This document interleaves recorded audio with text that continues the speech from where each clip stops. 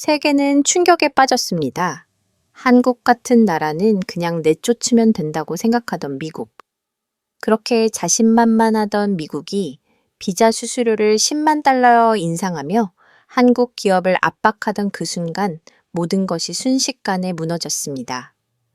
그것은 바로 한화오션의 미 해군 사업 철수 선언이었습니다. 그동안 미국은 한국 조선업을 단지 하청 파트너로만 취급해왔습니다. 필라델피아 조선소 인수 연속 수주 기록 모두 미국이 비웃던 작은 옵션들이었죠. 하지만 그 결과는 충격적이었습니다. 한화의 철수 한마디에 태평양 함대의 주력 항공모함 12대가 그대로 멈춰섰습니다. 사태를 뒤늦게 인지한 미국 정부는 대체 국가를 찾으려 했지만 모두 불가능하다는 통보만 받았습니다. 도대체 무슨 일이 일어난 걸까요? 초강대국 미군의 승패를 가른 조선기술의 힘, 지금 시작됩니다. 새벽 3시 17분 국방부 군수사령부 상황실에서 울려 퍼진 붉은 직통 전화의 절규. 저는 클레어 모건입니다. 미 해군 군수사령부 부국장으로서 23년째 해군 보급 체계를 책임지고 있습니다. 전화기를 들던 제 손은 미세하게 떨리고 있었습니다. 태평양 함대 사령관 제임스 리처드슨 제독의 목소리는 거칠었고 숨소리까지 들릴 정도로 긴박했습니다. 제독님, 침착하게 다시 한번 설명해 주시겠습니까? 저는 평정을 유지하려 애썼지만 심장은 이미 빠르게 뛰기 시작했습니다. 상황실 안은 형광등의 윙윙거리는 소리만 가득했죠. 밖은 아직 어두웠고 사람의 인기척도 들리지 않았습니다. 한화오션이 철수 통보를 했습니다. 공식 서한을 통해서요. 제독의 말에 저는 의자에서 벌떡 일어났습니다. 커피잔이 테이블 끝에서 위태롭게 흔들리며 떨어질 뻔했죠. 그게 무슨 말씀이십니까? 한화가 왜 갑자기 철수 결정을 내린 거죠? 백악관에서 추가 제재를 발표하면서 한국 방산업체에 대한 수출 통제를 강화했다고 합니다. 한화 측은 더 이상 사업을 계속할 수 없다고 판단했다고 합니다. 저는 즉시 노트북을 열었습니다. 샌디에고 해군기지 현황 보고서가 화면에 나타났고 숫자들이 제 눈앞에서 춤을 췄습니다. 현재 정비 대기 중인 함정은 18척 그중 12척이 한화오션이 담당하고 있었습니다. 제독님의 말이 과장이 아니었음을 깨달았습니다. 제독님 대체 업체를 찾으면 되지 않습니까? 제 질문의 제독은 스을 지었을 겁니다. 전화 넘어숨 소리가 들렸거든요. 클레어 부국장, 미국의 군함을 제대로 정비할 수 있는 조선소가 몇 개나 남았다고 생각하십니까? 대답할 수 없었습니다. 이미 알고 있었으니까요. 지난 30년간 미국 조선 산업은 서서히 죽어갔죠. 필라델피아 조선소도 한화가 인수하지 않았으면 문 닫을 뻔했지 않습니까? 2억 달러를 들여 되살린 곳이에요. 제독의 목소리가 점점 높아졌습니다. 그들이 철수하면 당장 다음 달부터 함정 정비가 마비됩니다. 원리 쉬라함은 엔진 교체를 앞두고 있고 6호함은 선체 소리가 절반밖에 안 끝났어요. 저는 창밖을 바라봤습니다. 워싱턴의 새벽은 아직 깜깜했죠. 펜타곤 건물의 불빛만 희미하게 보였어요. 백악관은 뭐라고 합니까? 90일 내에 대체 업체를 찾을 수 있다고 하더군요. 저는 허수이 나왔습니다. 91일이란요. 한화가 2년 동안 쌓아온 정비 시스템과 인력을 90일 만에 대체한다고요. 제독님, 일단 긴급 회의를 소집하겠습니다. 클레어 부국장 시간이 없습니다. 한화 측은 이미 엔지니어들을 철수시키기 시작했어요. 전화를 끊고 저는 상황실 벽에 걸린 태평양 함대 배치도를 올려다봤습니다. 파란색 핀으로 표시된 함정들이 빼곡했죠. 그중 절반에 빨간 스티커가 붙어 있었어요. 정비가 필요한 함정들이었습니다. 사실 저는 한국 업체들을 그리 신뢰하지 않았어요. 미 해군의 자존심이 허락하지 않았죠. 세계 최강 해군이 왜 한국 조선소에 의존해야 하는지 이해할 수 없었습니다. 하지만 현실은 냉정했어요. 한화오션이 작년 8월 원리 쉬람 정비를 시작한 이후 정비 기간이 40%나 단축됐죠. 비용도 30% 절감됐습니다. 제 휴대전화가 울렸어요. 샌디에이고 해군기지 정비창 감독관 마이클 해리스였습니다. 클레어 부국장님 큰일입니다. 마이클의 목소리도 떨렸어요. 무슨 일입니까? 경납고의 노세일 태그가 주렁주렁 달리기 시작했습니다. 노세일 태그 출항 금지 표시였죠. 정비가 끝나지 않아 바다에 나갈 수 없는 함정에 붙이는 빨간 태그예요. 몇 척이나 됩니까? 10여 척입니다. 모두 한화 담당 함정들이에요. 저는 숨이 막혔습니다.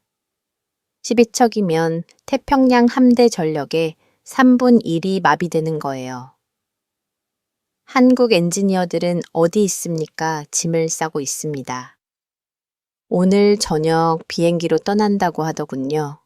제 머릿속이 하얗게 변했어요.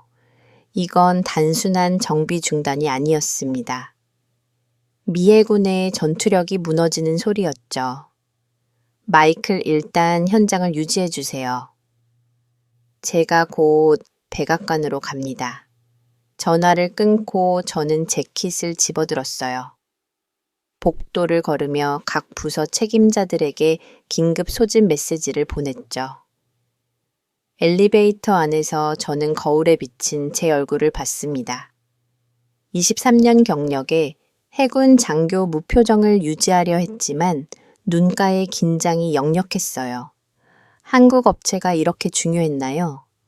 고작 1년 전만 해도 저는 한화오션의 미 해군 진출을 탐탁지 않게 여겼죠. 아시아의 업체가 미국 군함을 만진다는 게 자존심이 상했거든요. 하지만 숫자는 거짓말을 하지 않았습니다. 한화가 맡은 함정들의 정비 완료율은 98%였어요. 미국 업체들은 70%도 간신히 넘기는 수준이었죠. 지하 주차장으로 내려가며 저는 피터 볼턴에게 전화를 걸었습니다. 백악관 안보좌 관실 동아시아 담당이었죠. 피터, 클레어입니다. 이 새벽에 무슨 일이십니까? 피터의 목소리는 짜증 섞여 있었어요. 아마 막 잠에서 깬 모양이었죠. 한화오션이 철수를 통보했습니다. 잠시 침묵이 흘렀어요.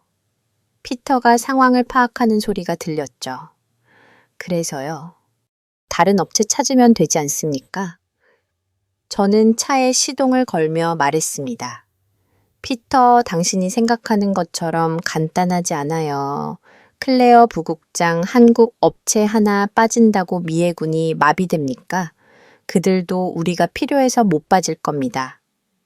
피터의 자신감이 어이없었어요.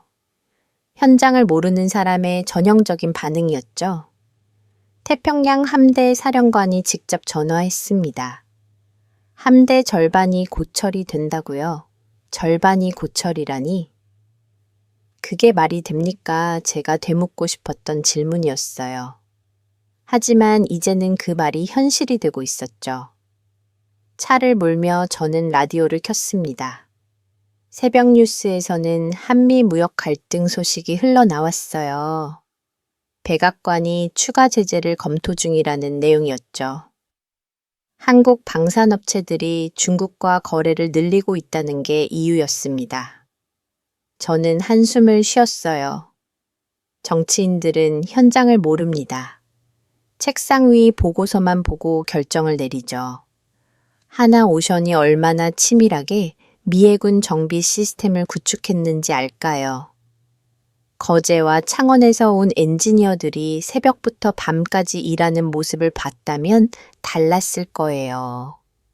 신호등이 빨간불로 바뀌었습니다.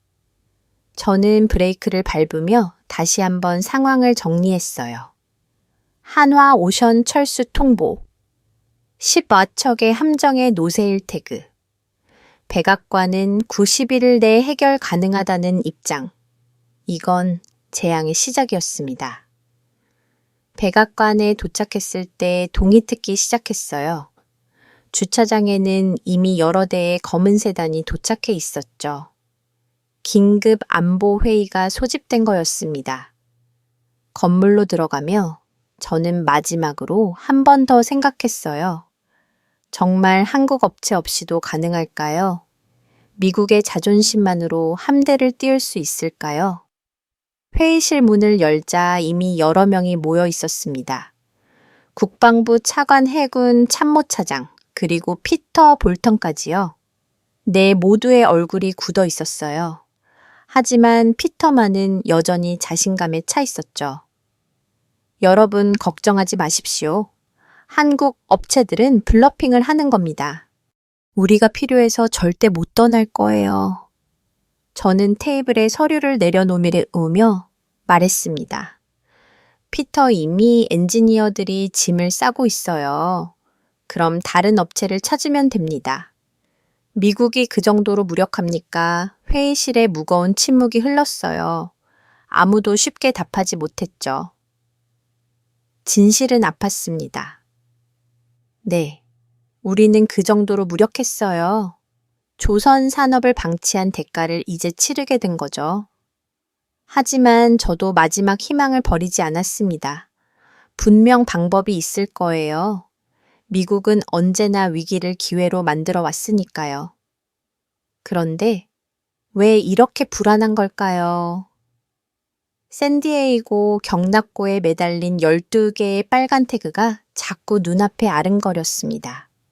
회의실 스크린에 피터가 준비한 그래프가 떴습니다. 파란색과 빨간색 선이 교차하며 올라가는 모습이었죠. 숫자들이 빽빽하게 적혀 있었지만 뭔가 이상했어요. 제가 알고 있는 현실과는 너무 달랐습니다. 보십시오. 한화 오션의 미해군 매출은 전체의 13%에 불과합니다. 피터가 레이저 포인터로 그래프를 가리켰어요. 자신만만한 목소리였죠. 나머지 87%는 민간 부문이에요. 그들이 미해군 사업을 포기할 리 없습니다. 저는 자료를 뒤적였습니다. 제가 받은 보고서와 숫자가 달랐어요. 피터, 그 데이터는 어디서 가져온 겁니까? 한화 오션 공식 자료입니다.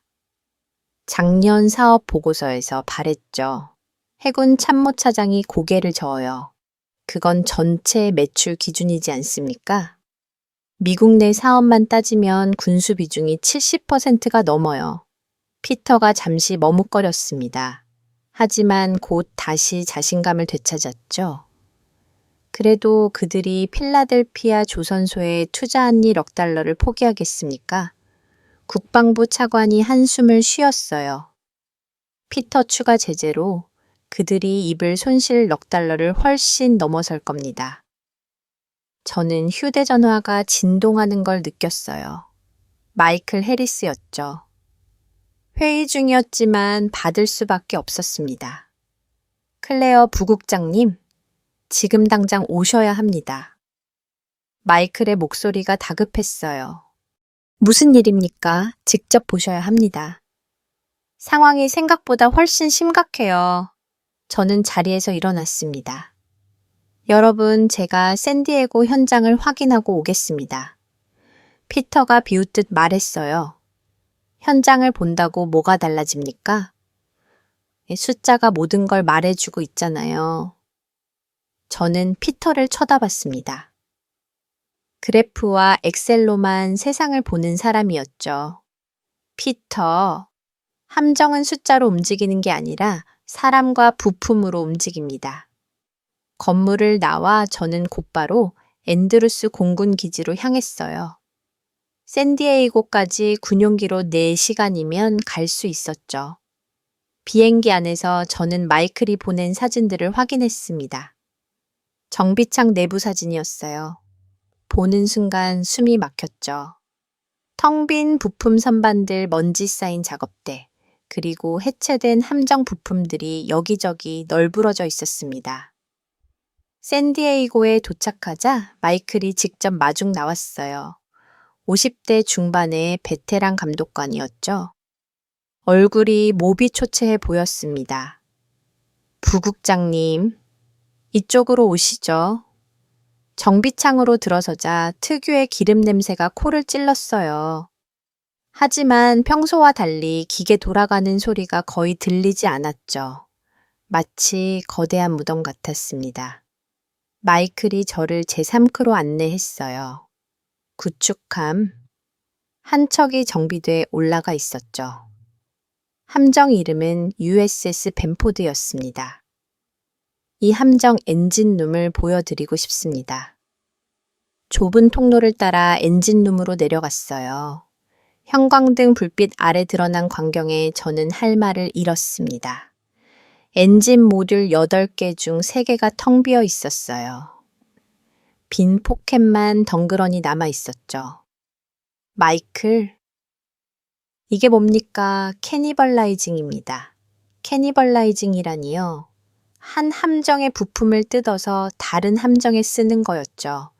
식인 행위라는 뜻이었습니다.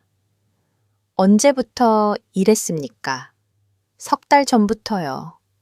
부품 공급이 끊기면서 시작됐습니다. 저는 빈 모듈 포켓을 만져봤어요. 차가운 금속의 감촉이 손끝에 전해졌죠.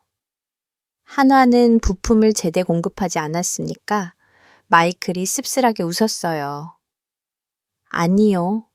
한화는 오히려 재고를 늘려가며 공급했습니다. 문제는 미국 업체들이었어요.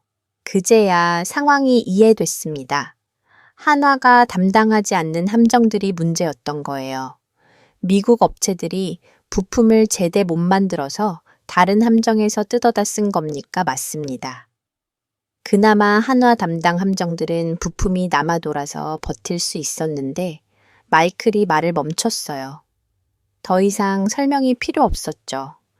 정비창이 창고가 아니라 해체장이 됐습니다. 마이클의 말에 제 가슴이 무너져 내렸어요. 다음 함정으로 이동했습니다. 상륙함 USS 뉴얼리언스였어요. 갑판에는 정비 장비들이 어지럽게 놓여 있었죠. 이 함정은 언제 출항 예정입니까? 원래는 다음 주였습니다. 하지만 이제는 알 수 없어요. 마이클이 한 구역을 가리쳤습니다. 저기 보이는 유압 시스템은 한화 엔지니어들이 절반쯤 교체하다 멈춘 상태예요. 붉은 유압 호스들이 뱀처럼 엉켜 있었어요. 작업이 중단된 흔적이 역력했죠. 미국 엔지니어들이 이어서 할 수 없습니까? 한화가 쓰는 시스템과 우리 시스템이 달라요. 처음부터 다시 해야 합니다. 저는 정비 매뉴얼을 집어들었습니다. 한글과 영어가 섞여 있었어요. 한화 엔지니어들이 만든 자료였죠. 이 매뉴얼대로 하면 안 됩니까? 부국장님, 매뉴얼은 종이에 불과합니다. 실제 작업은 경험과 노하우가 필요해요. 마이클이 작업대 위에 공구들을 가리켰어요. 한화 엔지니어들이 쓰던 특수 공구의 절반은 우리가 이름조차 모릅니다. 정비창을 한 바퀴 도는데 2시간이 걸렸어요. 볼수록 상황은 심각했죠. 창고에는 한화가 들여온 한국산 부품들이 쌓여 있었습니다. 포장도 뜯지 않은 채에 먼지만 쌓이고 있었어요. 미국 엔지니어들이 사용법을 몰랐던 거죠. 마이클, 솔직히 말해주세요. 한화 없이 정비가 가능합니까? 마이클이 잠시 침묵했어요. 그리고 천천히 고개를 저었죠. 불가능합니다. 적어도 1년은 걸릴 거예요. 1년이요. 새로운 시스템을 구축하고 엔지니어를 훈련시키고 부품 공급망을 다시 만들어야 합니다. 저는 노트에 메모를 했어요.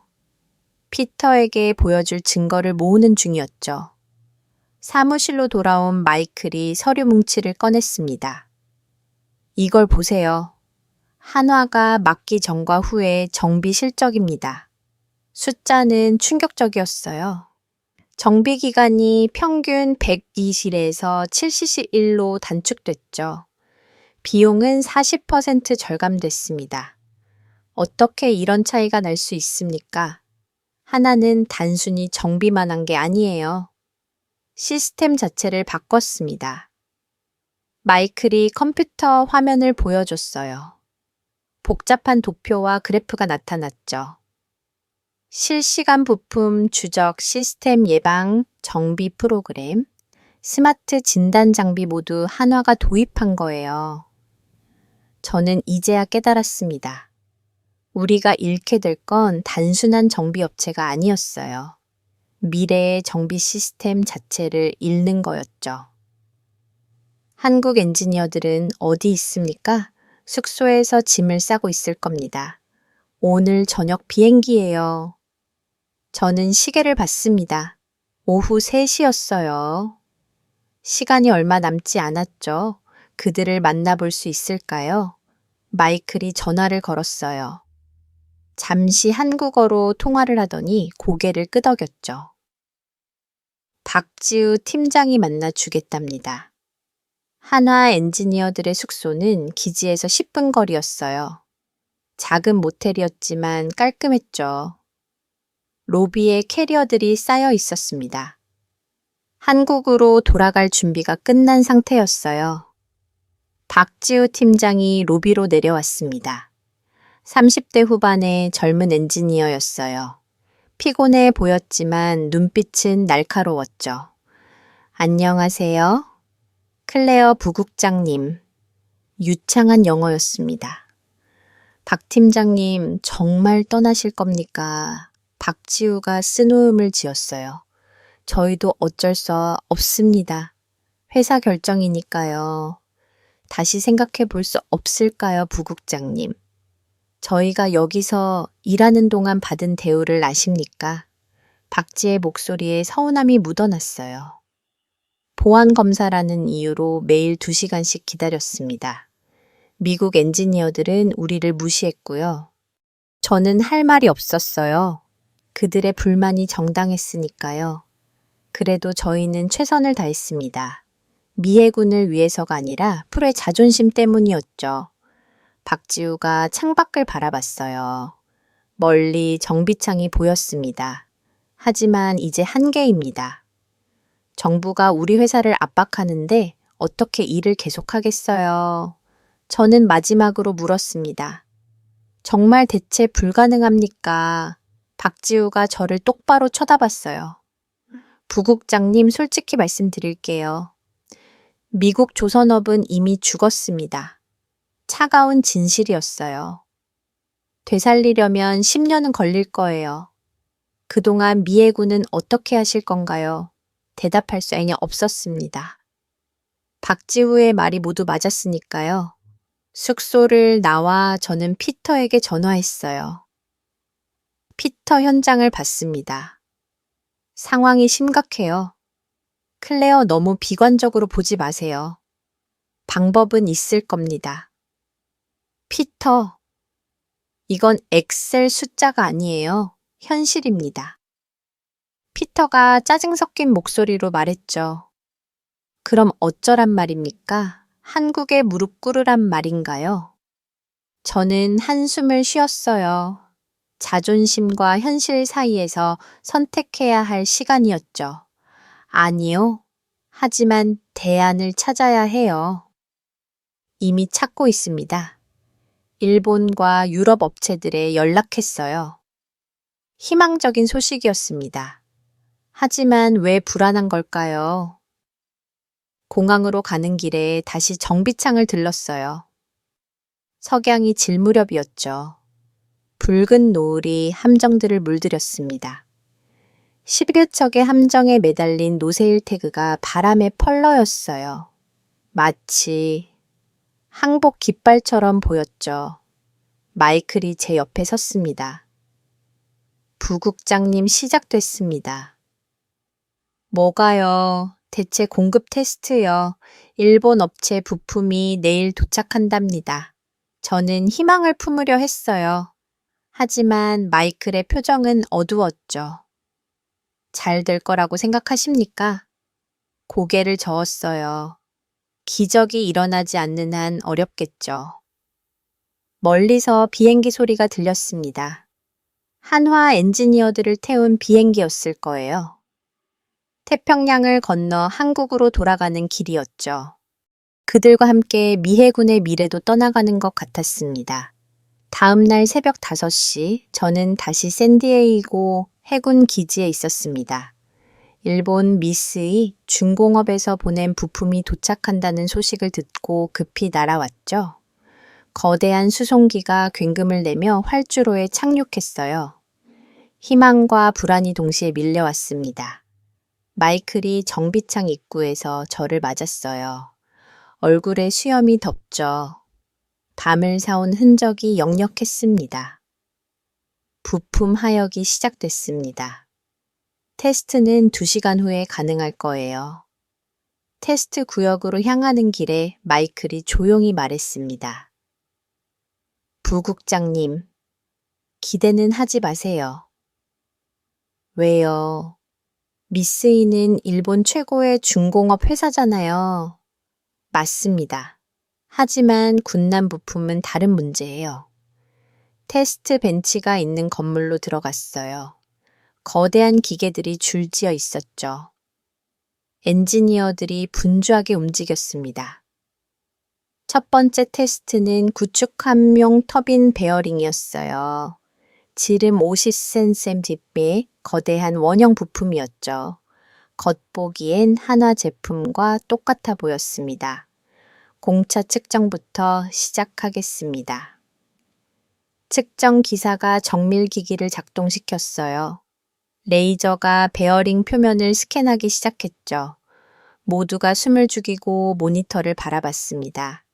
삑소리와 함께 빨간불이 켜졌어요.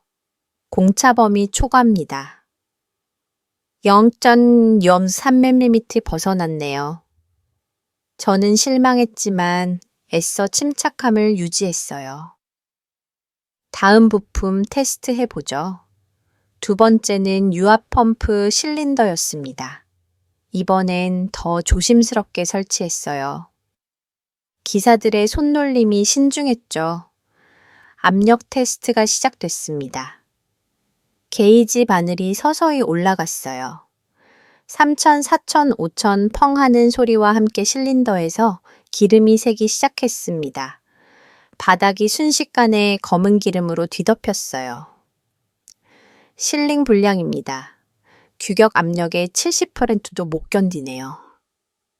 세 번째, 네 번째 테스트도 마찬가지였어요. 진동 테스트에서는 베어링이 아예 깨져버렸죠. 파편이 사방으로 튀었습니다. 마이클이 한숨을 쉬었어요. 예상했던 대로네요. 이해가 안 됩니다. 미쓰이가 이 정도 품질이라니요. 부국장님, 민간 선박 부품과 군난 부품은 완전히 달라요. 요구 스펙이 5배는 까다롭죠. 테스트 벤치 화면에 커다란 빨간 도장이 찍혔습니다. 불합격이라는 글자가 선명했어요. 제 가슴도 같이 무너지는 것 같았죠. 휴대전화가 울렸어요. 피터였습니다. 클레어 테스트 결과는 어떻습니까? 실패입니다. 전부 다요. 잠시 침묵이 흘렸어요. 피터가 심호수흡하는 소리가 들렸죠. 유럽 업체는요. 내일 도착 예정이지만 솔직히 기대하기 어려워요. 그럼 어쩌란 말입니까? 피터의 목소리가 날카로워졌어요. 한화의 압박을 가야 합니다. 관세를 올리고 벌금을 물리세요. 저는 어이가 없었습니다. 피터, 그들은 이미 철수했어요. 무슨 압박을 가한다는 겁니까? 한국 정부를 압박하는 겁니다. 한화를 돌아오게 만들려고요. 그게 가능하다고 생각하세요. 클레어, 우리는 미국입니다. 불가능은 없어요. 전화를 끊고 저는 마이크를 봤어요. 그도 한심하다는 표정이었죠. 부국장님, 잠시 보여드릴 게 있습니다. 마이클이 저를 사무실로 안내했어요. 금고에서 서류철을 꺼냈죠. 극비라는 빨간 도장이 찍혀 있었습니다. 이게 뭡니까? 작년에 펜타곤에서 작성한 보고서예요. 미 해군 정비 역량 평가 보고서죠. 저는 서류를 펼쳤습니다. 첫 장부터 충격적인 내용이었어요. 미 해군은 이미 독자적 정비 능력을 상실했다. 이 보고서를 왜 지금 보여주는 겁니까? 백악관에는 전달되지 않은 것 같더군요. 아니면 무시했거나 보고서를 읽어 내려갔습니다. 상황은 제가 생각했던 것보다 훨씬 심각했어요. 미국 내 군남 정비가 가능한 조선소는 단 4곳, 그중 2곳은 사실상 가동 중단 상태였죠. 숙련 엔지니어 수는 10년 전에 1불로 줄었습니다. 이 보고서 작성자가 누구입니까? 해군 정보의 로버트 김중령입니다. 로버트 김이라니요? 한국계의 장교였죠. 그래서 더 정확하게 상황을 파악했을 거예요. 김중령과 통화할 수 있을까요? 마이클이 전화번호를 건넸어요. 참고로 김중령은 한국어도 유창합니다. 한화 엔지니어들과도 자주 소통했죠. 저는 밖으로 나와 김중령에게 전화했어요. 김중령님, 클레어 보건입니다. 아, 부국장님. 예상했습니다. 보고서 보셨죠? 김중령의 목소리는 차분했어요. 왜 이 보고서가 묻혔습니까? 불편한 진실이니까요. 미국이 한국에 의존한다는 걸 인정하기 싫었겠죠. 저는 벤치에 앉았어요. 머리가 복잡했습니다. 중령님, 정말 대안이 없습니까?입니다. 한화를 돌아오게 하는 거예요. 그것 말고요. 김중령이 잠시 침묵했어요. 부국장님, 제가 한 가지 들려드릴 이야기가 있습니다. 말씀하세요. 작년에 한화 엔지니어들과 일하면서 깨달은 게 있어요. 그들은 단순히 정비만 하는 게 아니었습니다. 김중령의 목소리에 존경심이 묻어났어요. 매일 새벽 5시에 출근해서 밤 10시까지 일했어요. 주말도 없었죠. 미국 엔지니어들이 모는 문제를 30분 만에 해결했습니다. 그들이 특별한 기술을 가졌나요? 기술보다 중요한 게 있어요. 자부심이죠. 김중령이 이어서 말했습니다. 박지우 팀장이 제게 한 말이 있어요. 우리가 만든 부품 하나하나가 한국의 이름을 걸고 나간다고요. 저는 어제 만났던 박지우를 떠올렸어요. 피곤했지만 날카로웠던 그 눈빛이 생각났죠. 중령님, 비밀 보고서가 더 있습니까? 네, 있습니다. 국방부 지하 자료실에 마스가라는 암호명의 프로젝트 파일이 있어요. 마스가요. 해군 정비 자립도 격차평가 프로젝트입니다. 결론은 하나예요. 불가능하다는 거죠. 전화를 끊고 정비창으로 돌아왔어요. 유럽 업체 부품 테스트 준비가 한창이었죠. 젊은 엔지니어 하나가 제게 다가왔습니다. 부국장님, 솔직히 말씀드려도 될까요? 말해보세요. 서명보다 무서운 건 돌아가지 않는 베어링입니다. 제가 나중에 피터에게 전할 말이었어요. 그 엔지니어의 표현이 정확했죠. 종이 위의 계약서는 아무 의미가 어이없었습니다. 실제로 작동하는 부품이 없다면요. 오후가 되자 또 다른 소식이 들려왔어요. 찰스 드류함의 정비가 완전히 중단됐다는 거였죠. 한화가 철수하면서 작업이 70% 지점에서 멈췄습니다. 저는 드류함을 보러 갔어요. 거대한 함정이 드라이독에 누워 있었죠. 선체 곳곳에 용접 자국이 그대로 남아 있었습니다. 갑판 위에는 공고들이 흩어져 있었어요. 한화 엔지니어들이 급하게 떠나면서 남긴 흔적이었죠. 한 미국 엔지니어가 용접기를 들고 있었습니다. 하지만 어디서부터 시작해야 할지 모르는 표정이었어요. 이어서 작업하면 안 됩니까? 제 질문에 그가 고개를 저었어요. 한화팀이 쓰던 용접 기법을 모릅니다. 그들만의 노하우가 있었나 봐요. 또 다른 좌절이었습니다. 기술 이전조차 제대로 이루어지지 않았던 거예요. 저녁 무렵는 워싱턴으로 돌아가는 비행기에 올랐어요. 창밖으로 샌디에이고 항구가 보였죠. 정박한 군함들이 작아 보였습니다.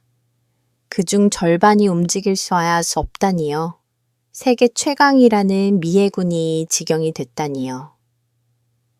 비행기 안에서 저는 노트북을 열었어요. 비밀 보고서들을 찾기 시작했죠. 김중령이 말한 마스가 프로젝트를 찾아야 했습니다. 국방부 내부 서버에 접속했어요.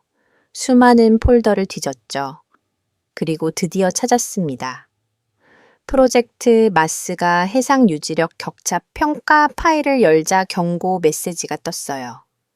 사급 기밀 관계자 외람 금지, 제 권한으로는 볼 수 있었습니다.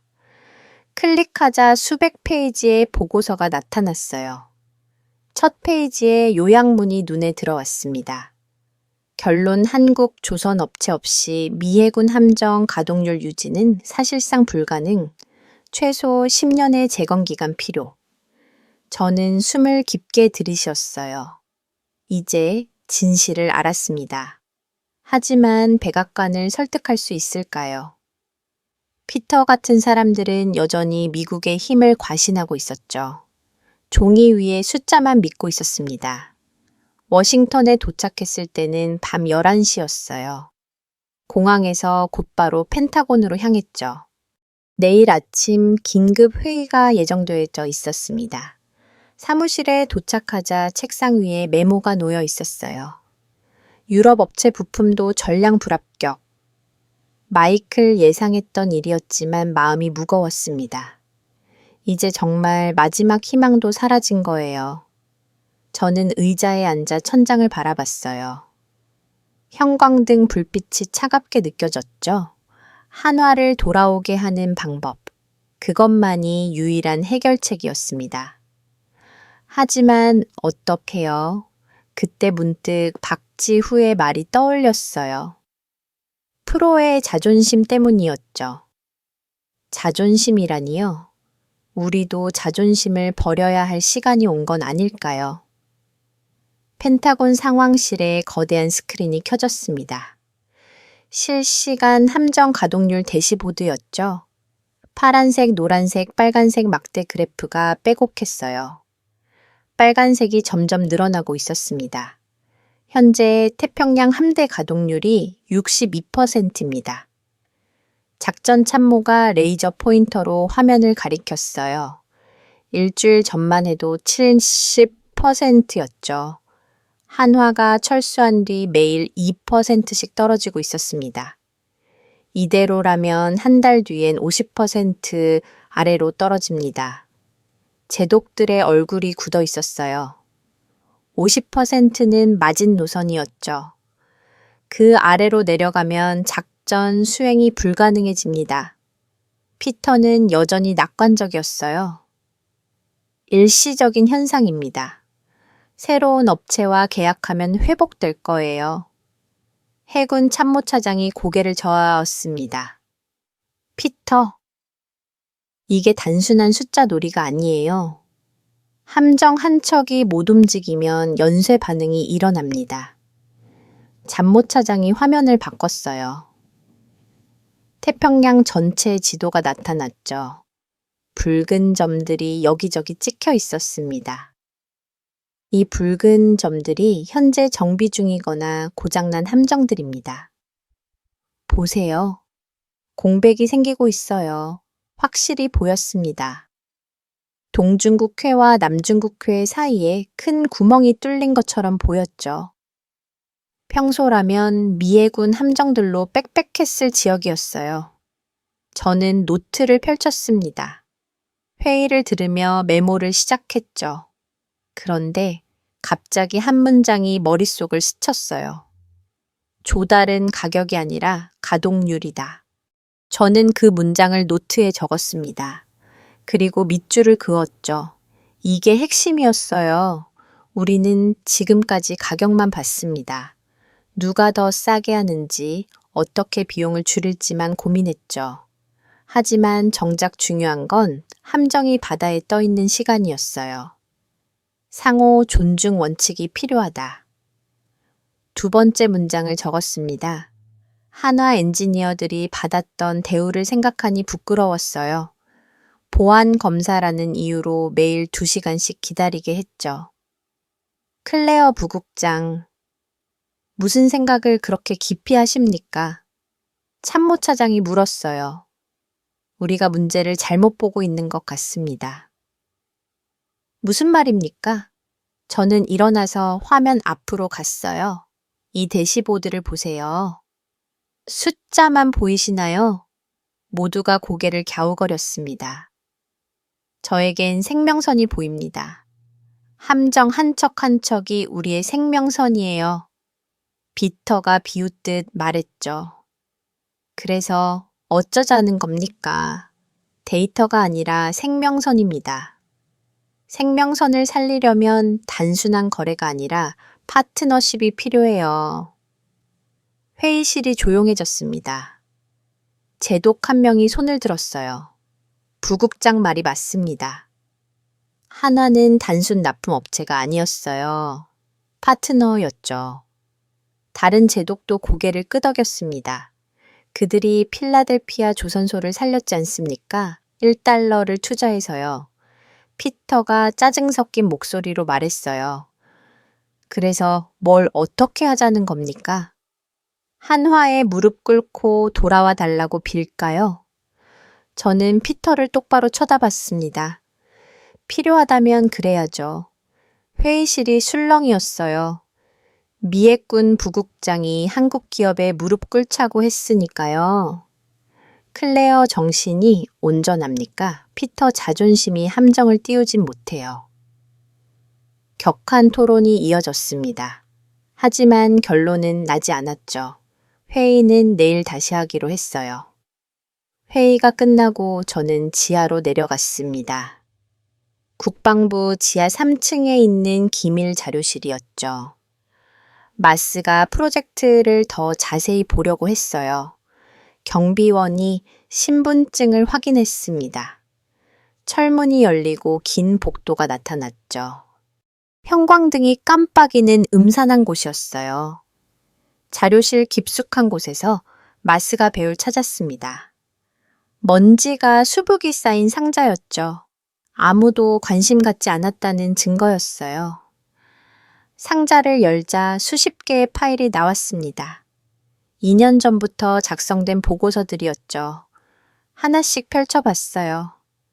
충격적인 내용들이 이어졌습니다. 미국 조선 인력 평균 연령 58세, 신규 인력 유입, 거의 제로 핵심 기술 전수체계 붕괴. 특히 한 문장이 눈에 들어왔어요. 한국은 이미 세계 조선업의 40%를 장악. 기술력은 미국을 20년 앞섬 20년이라니요.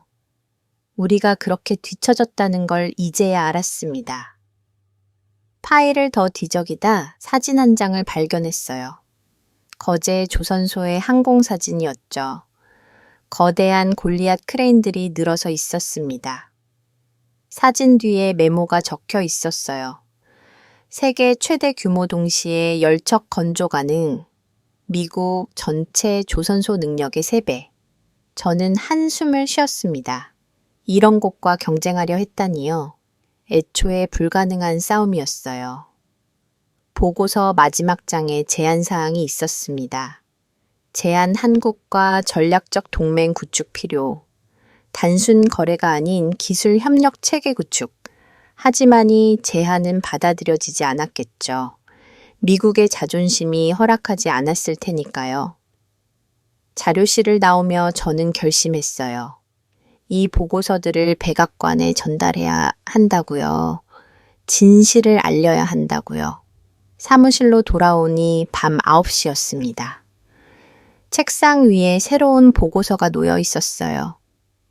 긴급 요코스카 기지 함정 2척 추가 운항 중단. 일본에 있는 미 해군 기지였죠. 그것도 상황이 악화되고 있었어요. 저는 의자에 앉아 컴퓨터를 켰습니다. 대통령에게 보낼 보고서를 작성하기 시작했죠. 제목 긴급. 해군 전투력 붕괴 위기. 전 문장을 적었어요. 한화 오션 철수 이후 태평양 함대 가동률 급락 중 한 달 내 작전 수행, 불가 수준 도달 예상 숫자들을 나열했습니다. 그래프를 첨부했죠. 하지만 그것만으론 부족했어요. 저는 오늘 적은 메모를 다시 봤습니다. 조다운 가격이 아니라 가동률이다. 상호 존중 원칙이 필요하다. 이 문장을 보고서에 추가했어요. 그리고 제안을 적었죠. 제한 한화오션과 즉각 재협상 필요, 새로운 파트너십 모델 구축 제안. 하지만 곧 지웠습니다. 아직 때가 아니었어요. 더 강력한 증거가 필요했죠. 휴대전화가 울렸어요. 마이클이었습니다. 부국장님, 큰일입니다.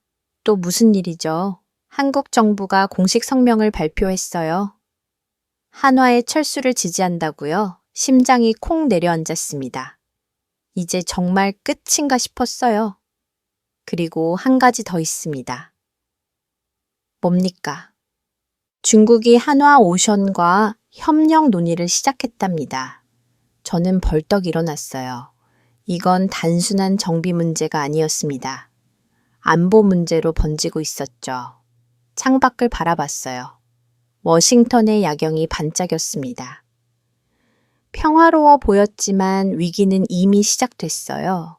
내일 아침 회의에서 뭔가 결정을 내려야 했습니다. 더 이상 미룰 수 없었죠. 저는 다시 의자에 앉았어요. 그리고 박지후에게 이메일을 쓰기 시작했습니다. 박 팀장님, 혹시 아직 한국 가지 않으셨다면 하지만 곧 지웠어요. 개인적으로 부탁할 문제가 아니었죠. 국가 차원의 결단이 필요했습니다. 미국이 먼저 손을 내밀어야 했어요. 시계를 봤더니 밤 11시였습니다. 집에 가야 했지만 팔이 떨어지지 않았어요. 노트를 다시 펼쳤습니다. 그리고 큰 글씨로 적었죠. 상호 존중 조달 원칙 수립.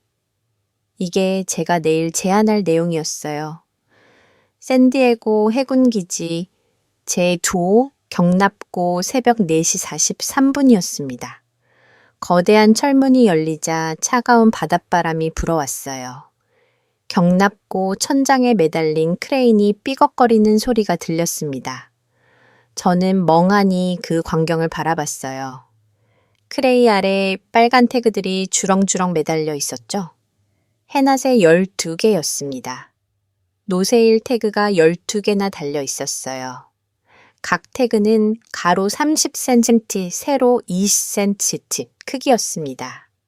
선명한 빨간색 바탕에 검은 글씨로 노세일이라고 적혀 있었죠. 바람이 불 때마다 철제 고리에 매달린 태그들이 딸그락 소리를 냈어요. 마이클이 제 옆에 섰습니다. 한숨을 깊게 쉬더니 말했죠. 어제보다 3개 더 늘었습니다. 각 태그에는 함정 이름이 적혀 있었어요. 월리, 쉬라함, 유콘 벤포드, 뉴얼리언스 모두 태평양 함대의 주력 함정들이었죠. 저 태그 하나하나가 수천 명의 승조원과 연결되어 있어요. 마이클의 말이 무겁게 들렸습니다. 태그 하나에 평균 300명의 해군이 배치되니까요. 12개면 3,600명이 바다에 나가지 못하는 거였죠. 바람이 불 때마다 태그들이 펄럭였습니다. 마치 장례식장의 조기처럼 보였어요. 미해군의 위험이 무너지는 소리가 들리는 것 같았죠. 부국장님, 이쪽으로 오시죠. 마이클이 저를 경납고 안쪽으로 안내했어요. 항공모함 로널드 레이건의 정비 구역이었습니다. 거대한 함체가 우리 앞에 놓여 있었죠. 갑판 위에는 전투기들이 줄지어서 있었어요. 하지만 모두 엔진이 분리된 상태였습니다. 날개만 남은 새처럼 초라해 보였죠. 저기 보이시죠? 마이클이 한쪽 구석을 가리켰어요. 작업대 위에 분해된 엔진 부품들이 널브러져 있었습니다. 먼지가 벌써 쌓이기 시작했더군요. 정비 중이던 건가요? 아니요. 한화팀이 떠나면서 작업이 중단된 겁니다. 터빈 블레이드 교체 작업이었는데 70% 진행 상태에서 멈췄어요. 그때 누군가 다가왔어요. 놀랍게도 박지우였습니다. 아직 한국으로 떠나지 않았던 거예요. 클레어 부국장님, 다시 뵙게 되네요. 박지우의 얼굴이 더 초해 보였어요. 며칠 밤을 새운 것 같았죠. 작업복도 여기저기 름대가 묻어 있었습니다. 박 팀장님, 아직 안 가셨군요. 회사에서 잠시 대기하라고 했어요.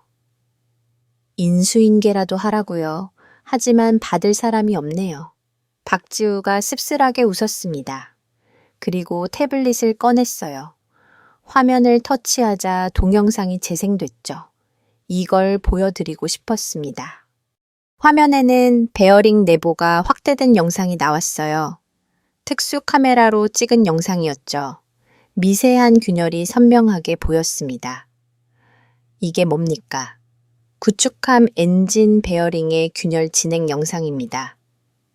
0.0필미씩 확대되고 있어요. 저는 화면을 자세히 봤습니다. 균열이 거미줄처럼 퍼지고 있었어요. 실시간으로 찍은 영상인데 육간으로도 균열이 커지는 게 보였죠.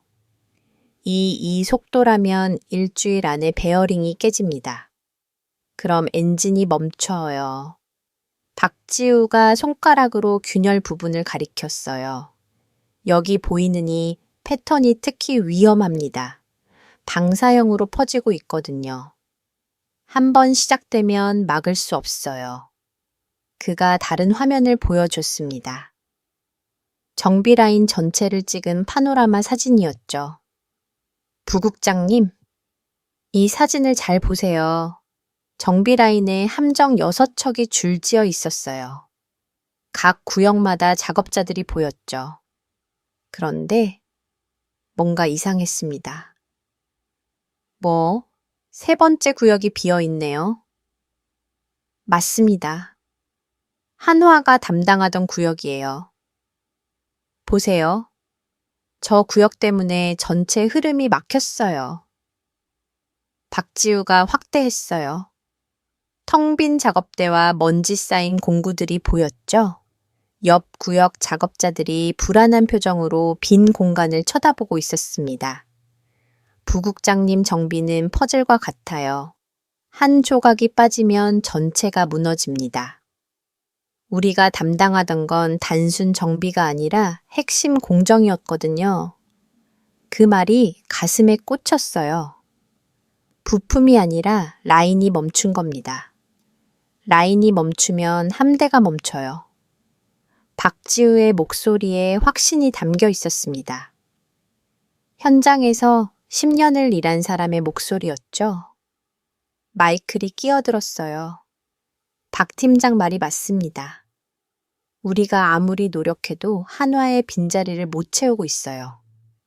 어제는 미숙련 작업자가 실수로 유압 호스를 잘못 연결했다가 기름이 다 새버렸죠. 저는 주변을 둘러봤습니다. 미국 엔지니어들이 열심히 일하고 있었어요. 하지만 뭔가 어색했죠. 리듬이 깨진 오케스트라 같았습니다. 박 팀장님, 솔직히 말씀해 주세요. 정말 대체 불가능한가요? 박지우가 잠시 생각하더니 말했어요. 부국장님, 제가 한 가지 보여드릴 게 있습니다. 그는 우리를 다른 구역으로 안내했어요. 상륙함 정비구역이었죠. 가는 길에 여러 작업대를 지나쳤는데 곳곳에 한글이 적힌 메모가 붙어 있었어요. 이 배관 시스템을 보세요. 복잡하게 얽힌 파이프들이 보였습니다. 마치 거대한 순환계 같았어요. 파이프마다 색깔 테이프가 붙어 있었는데 그것도 한화팀이 만든 표식 시스템이었죠. 이걸 우리 팀이 설계했습니다. 기존 시스템보다 효율이 30% 높아요. 압력 손실을 최소화하는 특별한 배치법을 썼거든요. 박지우가 도면을 펼쳤어요. 한글과 영어가 섞인 설계도였죠. 도면 곳곳에 한국식 계산법과 기호들이 적혀 있었습니다. 이 설계를 이해하려면 최소 6개월은 걸립니다. 우리 방식을 배워야 하거든요. 한국 조선어법만의 노하우가 녹아 있어요. 저는 이제 이해했어요. 단순히 부품을 교체하는 게 아니었습니다. 시스템 자체를 바꾼 거였죠. 그럼 한화가 완전히 철수하면 미해군은 구식 시스템으로 돌아가야 합니다. 효율은 반으로 떨어지겠죠. 정비 시간도 2배로 늘어날 거고요. 충격적이었어요. 우리가 얼마나 한화에 의존하고 있었는지 이제야 깨달았습니다. 박지우가 마지막으로 한 장의 사진을 보여줬어요. 거제 조선소에서 찍은 사진이었죠. 이게 저희 본사 정비 라인입니다. 사진 속에는 함정 열척이 동시에 정비받고 있었어요. 수백 명의 엔지니어가 일사불란하게 움직였죠. 거대한 골리앗 크레인 세대가 동시에 작업하고 있었습니다. 이 규모와 기술력을 미국에서 재현하려면 얼마나 걸릴까요? 대답할 수 없었습니다. 불가능에 가까웠으니까요. 경납고를 나오며 저는 다시 한번 노세일 태그들을 봤어요. 12개의 빨간 태그가 바람에 흔들렸죠. 딸그락거리는 소리가 마치 조종을 울리는 것 같았습니다. 마이클, 내일까지 몇 개가 더 늘어날까요? 적어도 5개는 더 늘어날 겁니다. 어제 점검한 함정 세척에서도 심각한 문제가 발견됐거든요. F7척이라니요? 태평양 함대의 절반 가까이 되는 숫자였습니다. 주차장으로 가는 길에 박지우가 말했어요. 부국장님 한 가지 조언 드려도 될까요? 말씀하세요. 정치적 자존심보다 현실을 직시하세요. 함대를 살리는 게 먼저입니다. 저희도 처음엔 서운했어요. 하지만 프로는 감정보다 결과로 말하죠. 박지우는 그렇게 말하고 돌아섰어요. 그의 뒷모습이 쓸쓸해 보였죠. 한국으로 돌아가는 비행기를 기다리는 사람의 뒷모습이었습니다. 최에 올라타며 저는 결심했습니다. 백악관에 진실을 전해야 한다고요. 사진과 영상 그리고 데이터를 모두 보여줘야 한다고요. 엔진 시동을 걸며 백미메트러를 봤어요. 경납고에 거대한 크레인이 보였습니다. 그 아래 매달린 12개의 빨간 태그도요. 아침 햇살이 비치기 시작했는데 태그들이 피처럼 붉게 빛났어요. 그 순간 깨달았어요. 저 태그들이 단순한 경고가 아니라는 걸요. 미해군의 추락을 알리는 신호였다는 걸요. 워싱턴으로 돌아가는 비행기 안에서 저는 보고서를 작성했습니다. 박지우가 보여준 영상과 사진을 첨부했죠.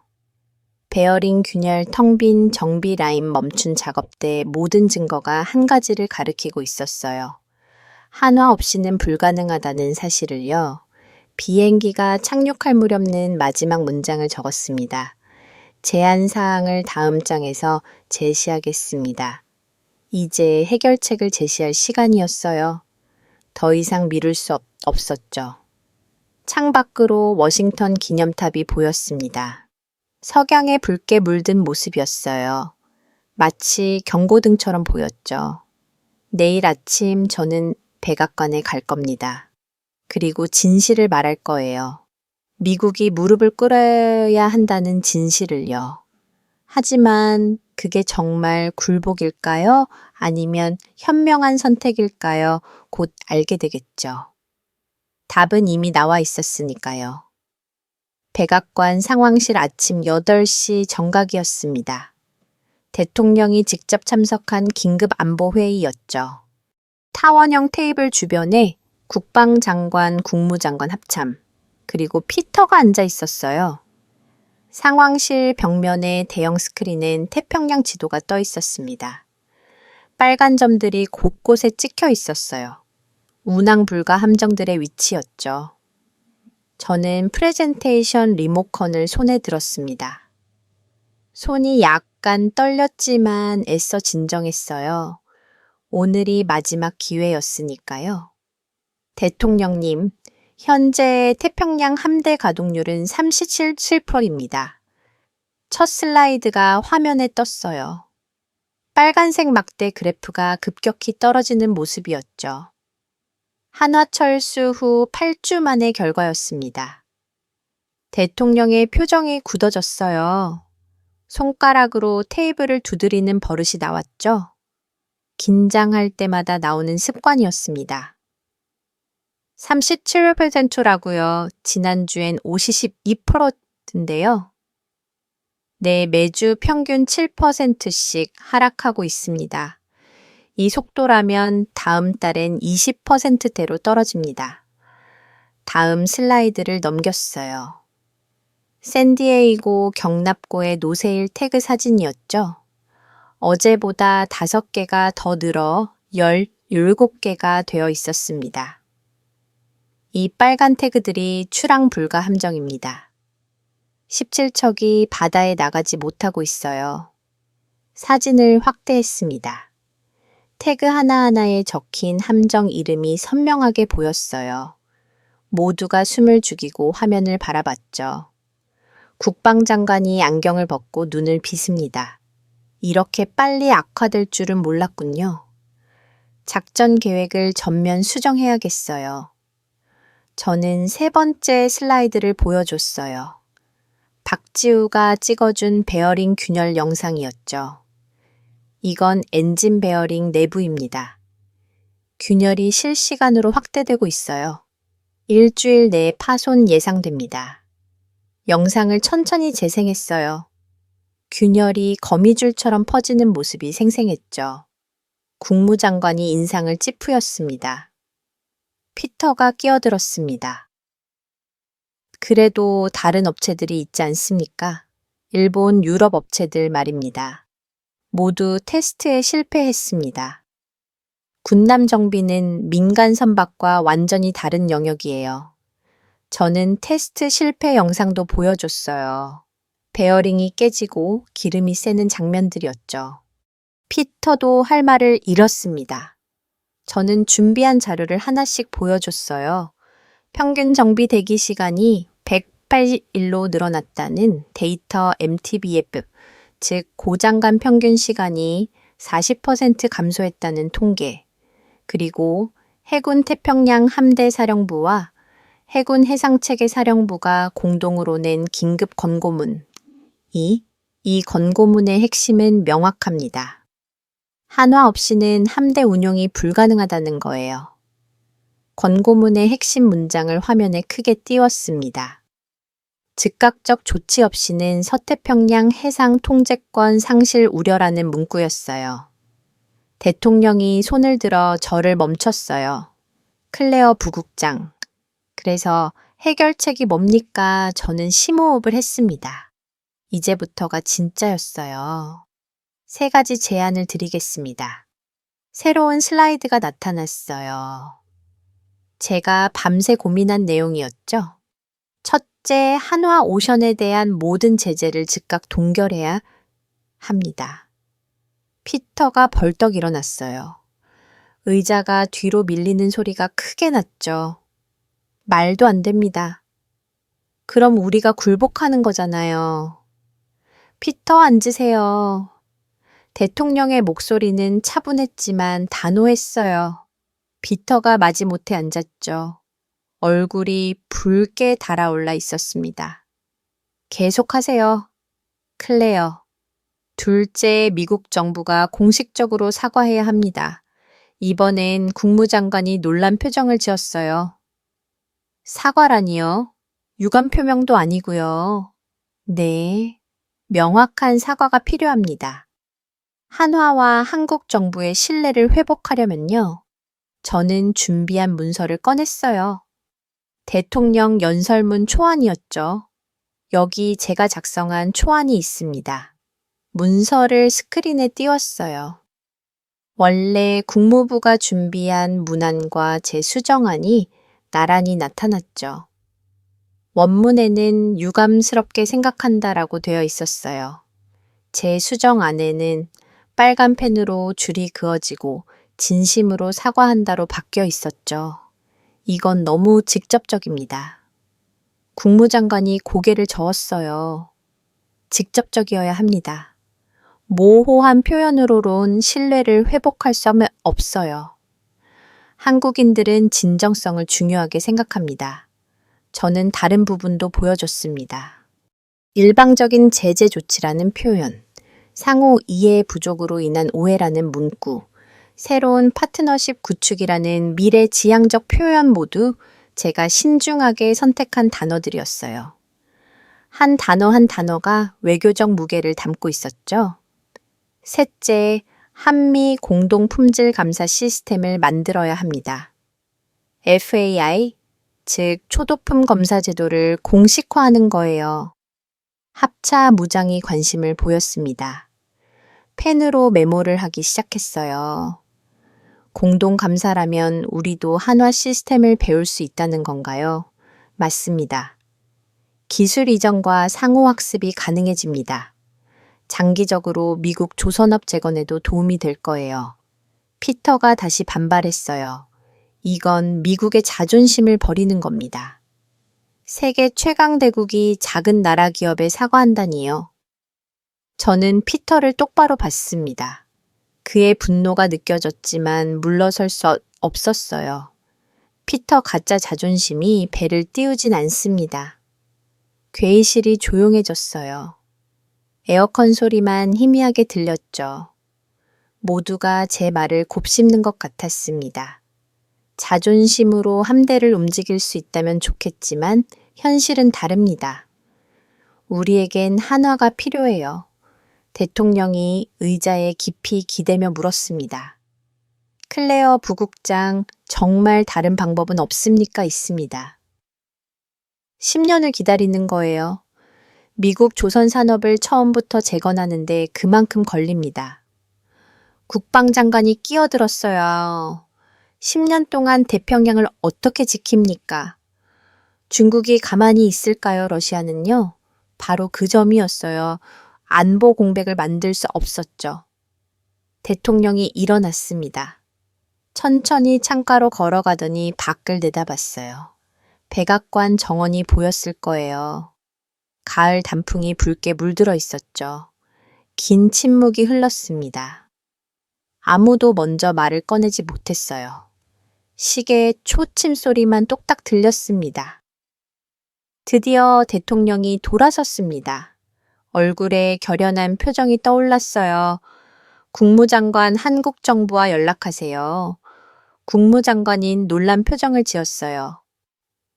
대통령님, 정말로 네. 사과하겠습니다. 클레어 부국장의 제안을 받아들입니다. 피터가 마지막으로 저항했어요. 대통령님 재고해 주십시오. 이건 미국의 위신을 비터 위신과 함대 중 뭐가 더 중요합니까? 대통령의 목소리는 단호했어요. 가라앉은 배위신도 실을 수 없습니다. 그리고 진정한 강대국은 잘못을 인정할 줄 아는 나라입니다. 대통령이 저를 봤어요. 클레어 부국장 연설문을 다듬어 주세요. 내일 오전에 발표하겠습니다. 네, 대통령님. 그리고 한 가지 더 한화 측과 비공식 접촉을 시도해 주세요. 우리의 진정성을 미리 전달하면 좋겠습니다. 회의가 끝나고 사람들이 하나둘 나갔어요. 피터는 부은 표정으로 저를 노려보며 지나갔죠. 문을 세게 닫는 소리가 복됐습니다. 국방장관이 제 어깨를 두드렸습니다. 잘했어요, 클레어. 용기 있는 제안이었습니다. 역사가 당신의 선택을 기억할 거예요. 저는 홀로 남아 연설문을 다시 읽었어요. 빨간 펜으로 수정한 부분들이 선명했죠. 유감이 사과로 바뀐 부분, 그 작은 변화가 모든 걸 바꿀 거예요. 휴대전화가 울렸습니다. 마이클이었어요. 부국장님, 좋은 소식입니다. 뭔가요? 박지우 팀장이 아직 공항에 있대요. 비행기가 연착됐답니다. 태풍 때문에 12시간 지연됐어요. 운명의 장난 같았어요. 마치 우리에게 마지막 기회를 주는 것처럼요. 마이클 박 팀장에게 전해주세요. 조금만 더 기다려 달라고요. 아니, 제가 직접 전화하겠습니다. 전화를 끊고 창밖을 봤어요. 워싱턴은 평화로워 보였습니다. 하지만 태평양 너머에선 거대한 변화가 시작되고 있었죠. 저는 연설문 마지막 부분을 다시 읽었어요. 한국은 우리의 경쟁자가 아닌 동반자입니다. 함께 갈 때 더 강해집니다. 제가 추가한 문장이었어요. 대통령이 이 문장을 읽을 때 새로운 시대가 열릴 거예요. 노트북을 닫으며 저는 생각했습니다. 때로는 무릎을 꿇는 게 아니라 손을 내미는 거라고요. 그리고 그 손잡음이 양곡 모두를 더 높이 올려줄 거라고요. 내일이 기다려졌습니다. 역사적인 순간이 될 테니까요. 밖에서 누군가 문을 두드렸어요. 대통령 비서실장이었죠. 부국장님, 대통령께서 다시 뵙자고 하십니다. 연설문 세부 사항을 논의하고 싶으시대요. 저는 서류를 들고 일어났어요. 이제 시작이었습니다.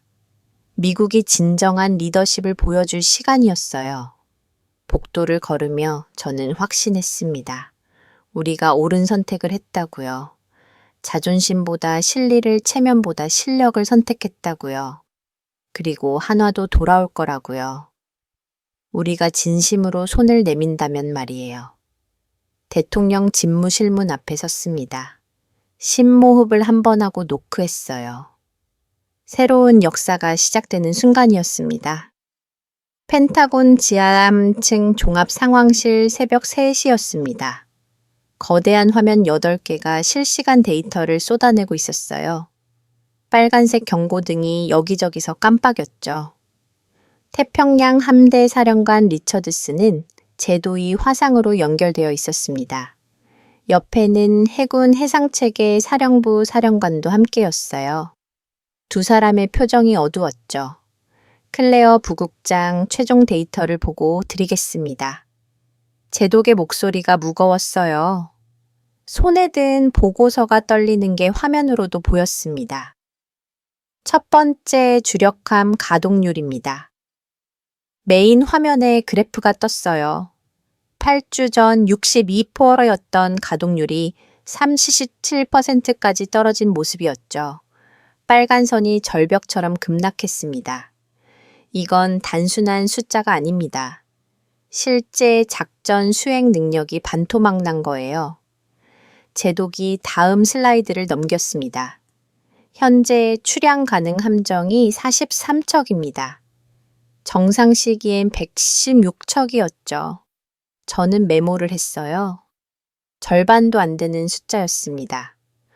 두 번째 평균 정비 대기 시간입니다. 새 차트가 나타났어요.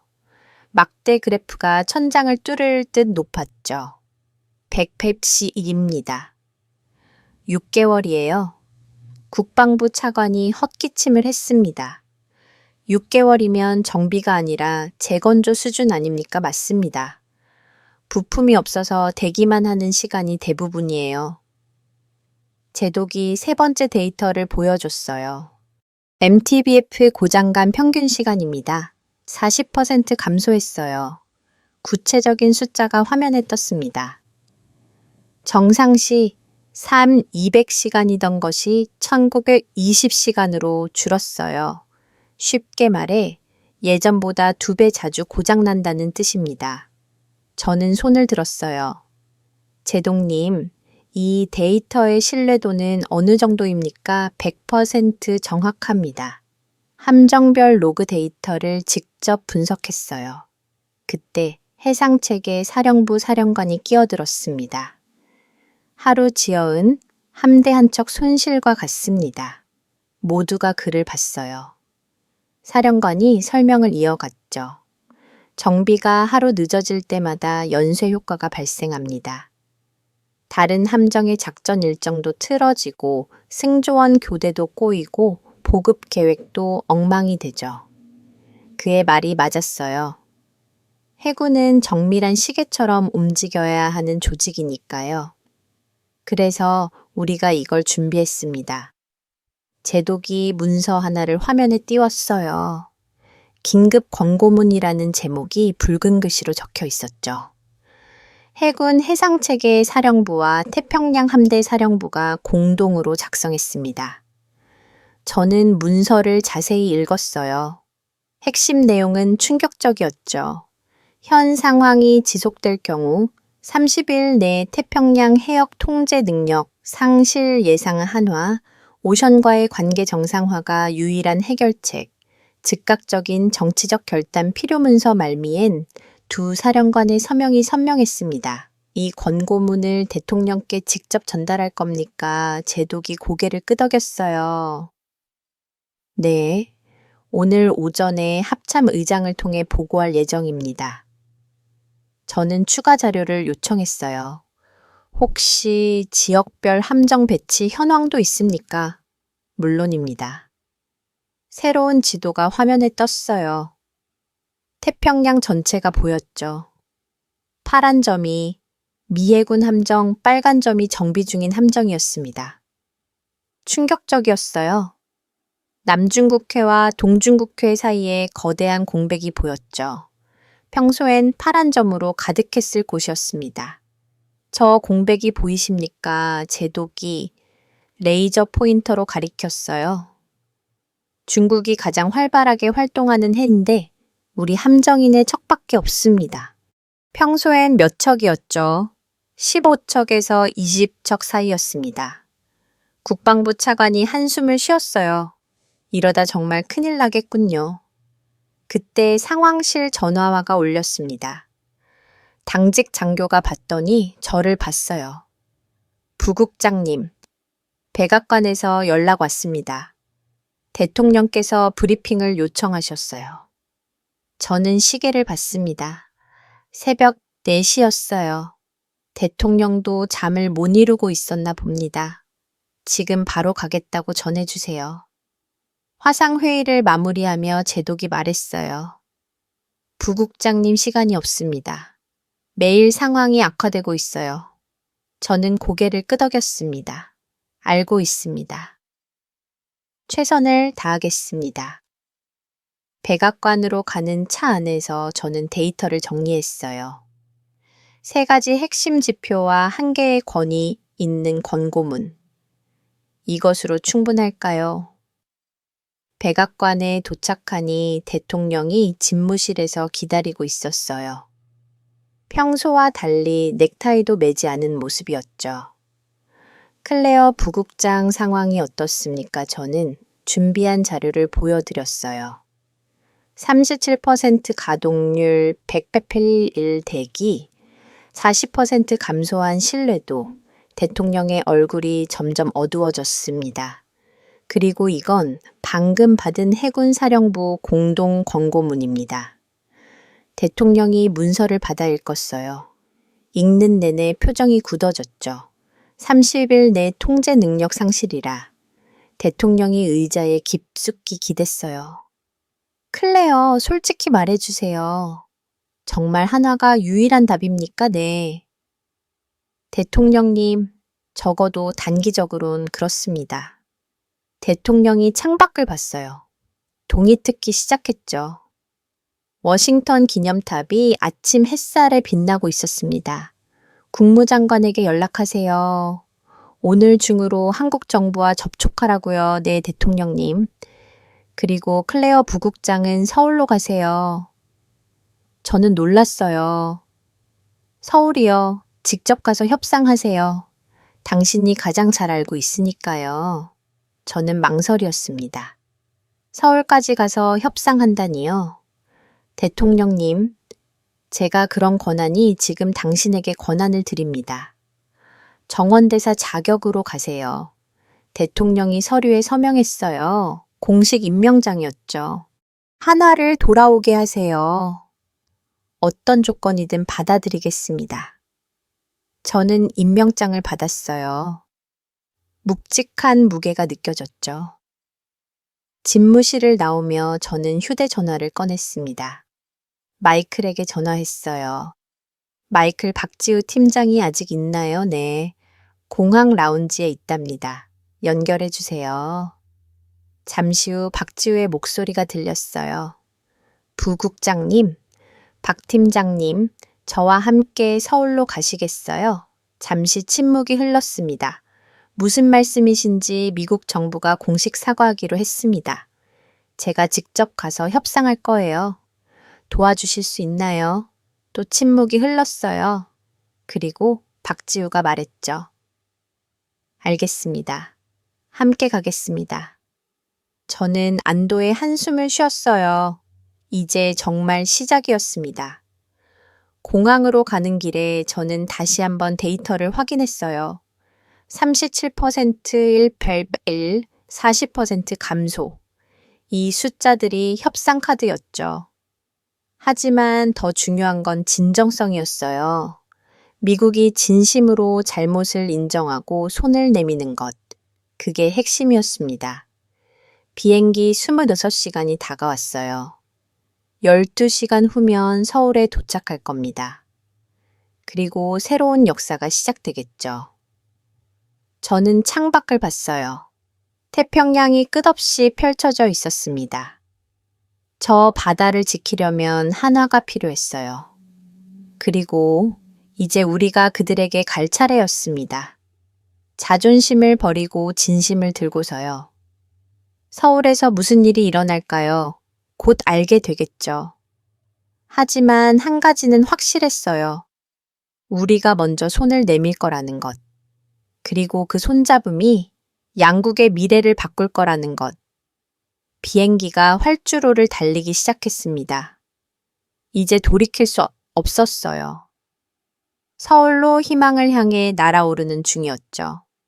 서울 용산 국방부 청사에 도착한 건 오전 9시였습니다. 회의실 창 밖으로 남산타워가 보였어요.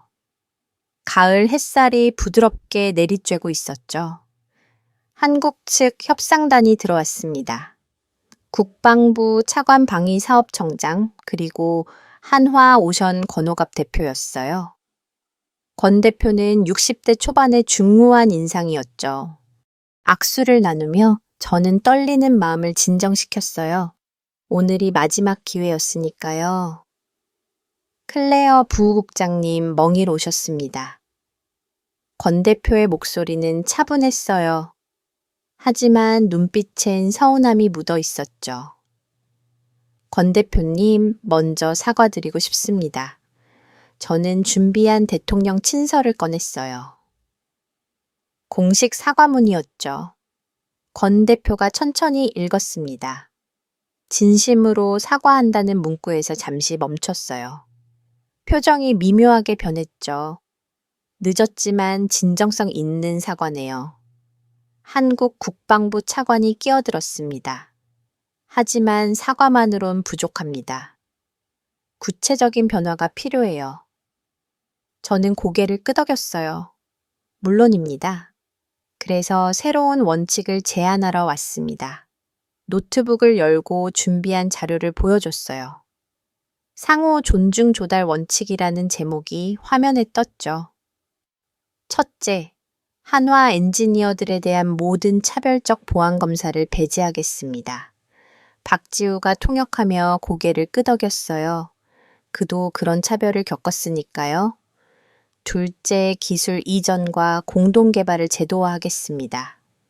일방적 수혜가 아닌 상호 학습 관계로요. 권 대표가 관심을 보였습니다. 구체적으로 어떻게 하실 건가요? 한미 공동 품질 감사 시스템을 만들겠습니다. 양국 엔지니어가 함께 일하며 서로 배우는 거죠. 방위사업 청장이 메모를 하기 시작했어요. 셋째 장기 계약을 보장하겠습니다. 최소 10년 자동 연장 조항 포함해서요. 이건 파격적인 제안이었어요. 미해군이 10년 계약을 하는 건 극히 드물었으니까요. 권 대표가 잠시 생각하더니 물었습니다. 클레어 보국장님, 이 제안에 대한 백악관의 입장은 확실합니까? 저는 대통령이 서명한 정원 위임장을 보여줬어요. 대통령께서 직접 권한을 주셨습니다. 제가 여기서 결정하는 모든 것을 미국 정부가 보증합니다. 회의실이 잠시 조용해졌어요. 한국 측 협상단이 서로 눈빛을 교환했죠. 권 대표가 일어났습니다. 잠시 논의할 시간을 주십시오. 한국 측이 회의실을 나갔어요. 저와 박지우만 남았죠. 박 팀장님, 분위기가 어떤 것 같나요? 박지우가 조심스럽게 말했어요. 긍정적입니다. 특히 상호 존중이라는 표현을 좋아하는 것 같았어요. 30분 후 한국 측이 돌아왔습니다. 권 대표의 표정이 한결 부드러워져 있었어요. 클레어 보국장님, 한 가지 조건이 있습니다. 말씀하세요. 공동기술개발센터를 만들어주세요. 한국과 미국에 각각 하나씩요. 저는 즉시 대답했어요. 동의합니다. 필라델피아와 거제에 설립하면 어떨까요? 권 대표가 처음으로 미소를 지었어요. 좋습니다. 그럼 한 가지 더 뭔가요? 미해군 정비 사업의 일정 비율을 한국 중소기업에도 할당해 주세요. 이건 예상 못한 요구였어요. 하지만 거절할 이유가 없었죠. 얼마나 생각하십니까? 전체의 20% 정도요. 저는 계산을 해봤어요. 영안사 조언 규모였죠. 한국 중소기업들엔 엄청난 기회였을 겁니다. 동의합니다. 권 대표가 손을 내밀었어요. 그럼 합의된 걸로 하죠. 악수를 나누는 순간 저는 안도감이 밀려왔어요. 성공했다는 실감이 났죠. 권 대표님, 언제부터 작업 재개가 가능합니까? 엔지니어들이 대기 중입니다. 내일이라도 출발할 수 있어요. 박지우가 덧붙였습니다. 저희 팀원들도 짐을 다시 싸고 있을 겁니다. 오후에 합의문 서명식이 있었어요.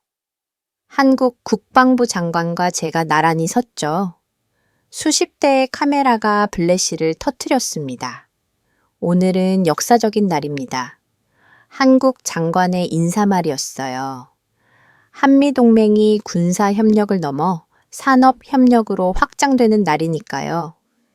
제 차례가 왔습니다.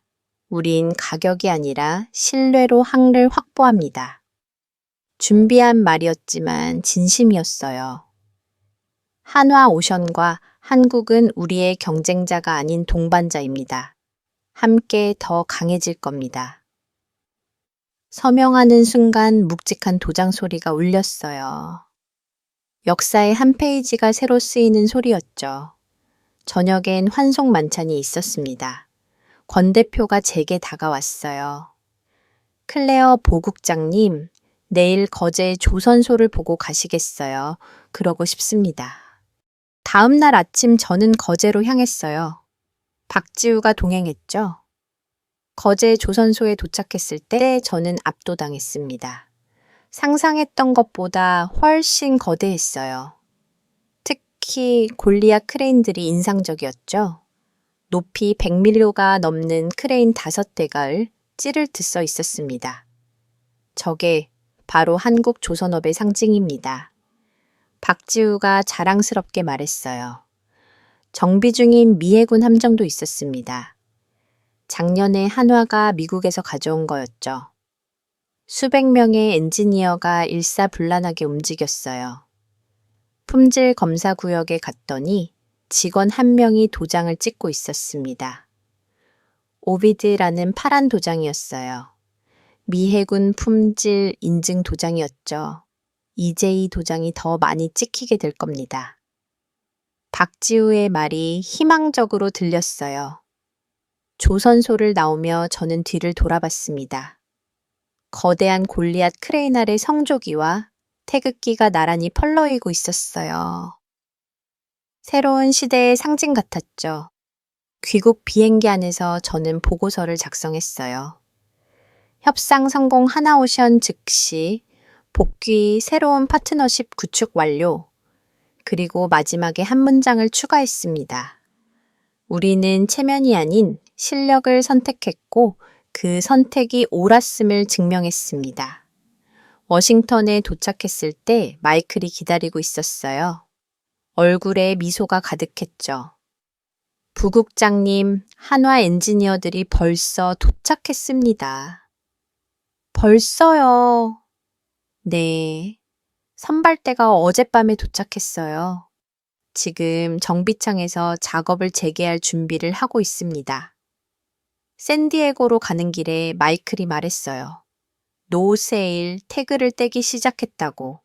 이미 5개는 뗐다고 했죠.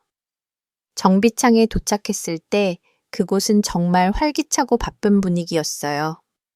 한국 엔지니어들과 미국 엔지니어들이 함께 작업하고 있었죠. 경납고 크레인을 올려다 보니 12개였던 빨간 태그가 7개로 줄어 있었습니다. 내일이면 더 줄어들 거라고 확신했어요. 그때 박지우가 제 옆에 섰습니다. 부국장님, 이제 시작입니다. 네, 진짜 시작이네요. 석양이 질 무렵이었어요. 붉은 노을이 바다를 물들이고 있었죠. 멀리서 함정 엔진 소리가 들렸습니다. 정비를 마친 구축함이 출항 준비를 하는 소리였어요. 그 소리는 오랜만에 듣는 희망의 소리였죠. 한 달 후 태평양 함대의 가동률은 70%를 회복했습니다. 평균 정비 대기 시간도 60일로 단축되었고 고장률도 정상 수준으로 돌아왔어요. 백악관에서 대통령이 저를 불렀습니다. 클레어 부국장 잘했습니다. 감사하다고 전했죠. 이번 일로 배운 게 있다면 무엇인가요? 저는 잠시 생각했습니다. 동맹의 진정한 의미를 배워되었습니다. 서로 필요할 때 손을 내미는 것, 그것이 진짜 동맹이었습니다. 대통령은 고개를 끄덕였어요. 맞습니다. 그리고 때론 인정하는 용기도 필요하죠. 창밖을 보니 워싱턴 기념탑이 보였어요. 여전히 높고 당당하게 서 있었죠. 그런데 이제 알게 됐습니다. 진정한 힘은 높이가 아니라 서로 연결될 때 나온다는 걸요. 태평양 너머 거제에서는 골리앗 크레인이 쉬지 않고 움직이고 있을 겁니다. 그리고 샌디에고에서는 한미 엔지니어들이 함께 일하고 있을 거예요. 새로운 시대가 시작되었습니다. 경쟁이 아닌 협력의 시대, 체면이 아닌 실력의 시대, 그리고 상호 존중의 시대가요. 저는 미소를 지었습니다. 때론 무릎을 꿇는 것처럼 보이는 것이 사실은 더 높이 도약하기 위한 준비일 수 있다는 걸 깨달았으니까요. 이제 미 해군은 다시 바다를 지배할 겁니다. 한화 오션과 함께 한국과 함께요. 그게 우리가 찾은 답이었습니다.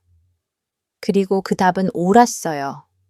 대한민국이 잘하고 있다고 생각하신다면 한국 최고, 대한민국이 아직 멀었다고 생각하신다면 한국 힘내라.